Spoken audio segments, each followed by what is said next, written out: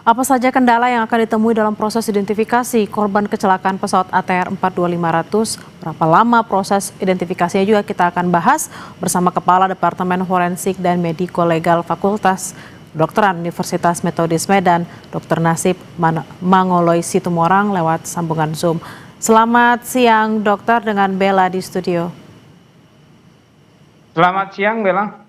Dokter, biasanya apa saja data-data yang dibutuhkan untuk proses identifikasi korban? Nah, untuk proses identifikasi itu ada beberapa data yang dibutuhkan, yaitu data antemortem.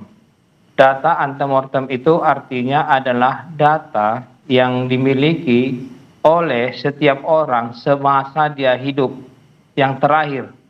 Contoh data itu apa? Data yang terakhir pakaiannya, pakaian terakhir dia berangkat pakai apa? Sepatunya yang terakhir sepatu apa? Pakai kalung atau pakai cincin atau pakai kacamata atau pakai, pokoknya ada perhiasan. Lalu KTP-nya, itu data-data antemortem. Maka yang diperlukan data antemortem ini adalah kepada orang yang terakhir melihatnya berangkat itu. Itu sebenarnya yang sangat dibutuhkan. Sebelum dia naik ke dalam pesawat atau bus atau jalan itu, sebelum kejadian, dia memakai baju apa yang terakhir. Data-data inilah yang dibutuhkan, dan kalau ada foto, lalu kalau ada foto bagaimana foto giginya ada, itu data-data selama dia hidup itu kita butuhkan. Lalu yang kedua adalah data postmortem. Data postmortem adalah data atau keterangan-keterangan atau alat-alat yang dijumpai pada jenazah pada saat ditemukan. Pakaiannya warna apa, dia pakai kacamata atau tidak, pakai kalung, pakai cincin atau tidak, pakai tali pinggangnya warna apa, pakai sepatunya bagaimana, warna apa, merek apa. Nah, itu juga akan didata nanti pada saat data postmortem. Setelah itu baru data yang terakhir antemortem dan data postmortem ini direkonsiliasikan, nanti dicocokkan. Nah, kalau sudah cocok, nah menurut tim DVI itu sudah cocok, maka direkonsiliasi, didiskusikan dengan keluarga. Lalu diberitahukan kepada keluarga, inilah namanya, ini apakah mereka terima, baru rilis. Itulah dia dalam pemeriksaannya. Dokter, kalau tadi dikatakan kan ada mungkin baju dan juga mungkin tanda lahir juga, atau menggunakan kacamata atau tidak, itu mungkin jelas. Biasanya kendala yang ditemukan oleh tim DVI dalam proses identifikasi ini apa, dok? Nah, kendala yang ditemukan dalam proses identifikasi itu adalah yang pertama, kalau data antemortemnya tidak ada.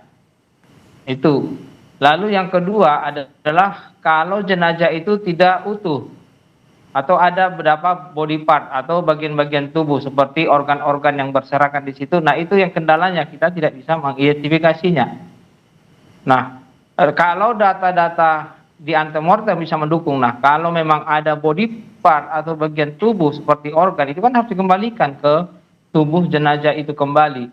Nah, ini yang kendala yang sering, kalau kecelakaan seperti ini sering sekali ini menjadi kendala untuk menentukan kalau memang satu yang memang tubuhnya tidak utuh, bisa jadi kita menganggap bahwa itu adalah milik seseorang itu. Tapi kalau ada dua saja yang tidak utuh, maka body part atau bagian tubuh itu harus kita masukkan ke milik si apa, si A atau si B. Nah, itu yang harus kendala yang sulit kita untuk melakukannya.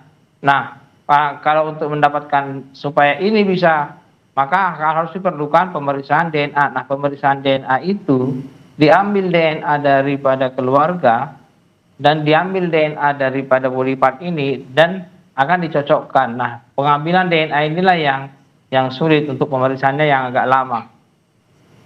Dokter, jika memang, mohon maaf, ada body part seperti itu ya, apakah memang DNA yang dikumpulkan bisa benar-benar fix 100% atau valid, tidak mengalami kerusakan jika memang dilakukan proses identifikasi? Kalau DNA itu kan dia diambil dari jaringannya, itu bisa dicocokkan dengan DNA. Ia bisa identifikasi yang sangat akurat, itu adalah DNA. Nah, kalau DNA dari pembandingnya dengan DNA yang diambil dari organ, ya, organ atau body part ini sudah sangat dekat dan sangat cocok, maka itu sudah bisa dikatakan dia teridentifikasi. Lalu untuk proses identifikasi sendiri, dokter, berapa lama waktu yang dibutuhkan? Nah, ketika jenazah itu ditemukan, diantar ke rumah sakit ataupun di tempat di mana pemeriksaannya dilakukan, itu secepatnya. Karena jenazah itu bukan makin bagus, dia akan makin busuk dan makin tidak utuh. Dan makin akan menjadi sulit untuk dilakukan identifikasinya lagi. Nah, kalau jenazah itu di situ dia ditemukan, dibuat ke tempat pemeriksaan, kita periksa semuanya data postmortemnya.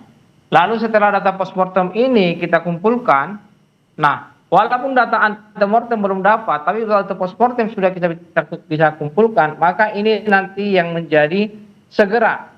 Ini harus segera. Nah, biasanya itu kalau dilakukan pemeriksaan ya paling hanya 5 atau 6 jam sudah dapat data postmortemnya.